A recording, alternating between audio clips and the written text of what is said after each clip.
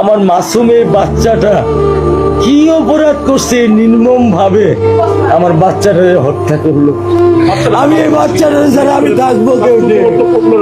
এই 8 বছরের মাসুম একটা বাচ্চা কি অপরাধ, আমি এই কইটাটা ছাড়া আমি থাকবো কেমনি?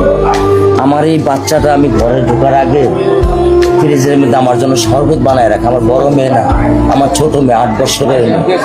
বাবা শরবত ছবি এখানে লাগাই রাখছে, বাবা তুমি আমাকে নিয়ে যাবা। আমি বলছি আল্লাহ, বাবা তুমি আল্লাহর কাছে যাও, আমার তো নেওয়ার দিয়ে যাওয়ার ক্ষমতা নাই। আমার মেয়ে আল্লাহর কাছে চলে গেছে, আমার মেয়ে আল্লাহর কাছে চলে গেছে। কি আমার ক্ষতি, কি আমার অন্যায়, কি আমার দোষ, আমি একটু জানতে চাই আপনাদের কাছে। আমার যদি কোনো দোষ থাকে, আমার কোনো যদি অন্যায় থাকে, প্রকাশ্যে আপনারা আমার ফাঁসি দিয়ে দেন। আমার পক্ষে সম্ভব না, দিনে ও 50 থেকে 100টা কল দেয় আমারে। বাবা তুমি কখন আসবা, বাবা তুমি কখন আসবা, বাবা তুমি কখন আসবা? 8টা বছর আমি আমার বুকেরাই ঘরে ঘুম পাড়াইছি। আমি আজকে আমি কার সাথে ঘুম আসবো?